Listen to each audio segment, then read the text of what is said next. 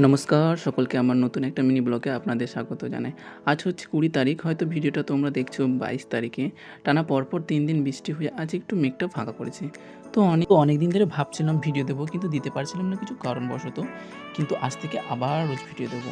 তো আজকে আমরা বেরিয়ে ফিরেছিলাম ক্লাস যাওয়ার জন্য। আজ রোদটাও অনেক দিয়েছে, বাপরে বাইরে বেরোনোই যাচ্ছিল না। তাও কি করব, ক্লাসে তো যেতেই হবে।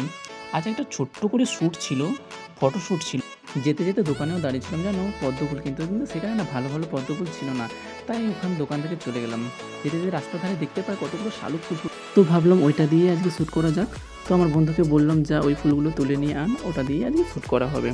আর এখানে অনেক ফুল ফুটেছিল, রাস্তার ধারেই ছিল। আর ওকে দেখো, ও চলে গেছে। ও আমাকে একটা করে ফুল তুলে এনে দিচ্ছিল।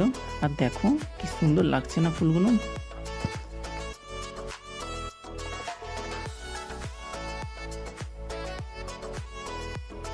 ফাইনালি আমাদের ফুল তোলা কমপ্লিট হয়ে গেছে। আর দেখো কি রোদ, বাপরে তাকাতেই পারছিলাম না। চলো ওখানে গিয়ে কথা বলছি।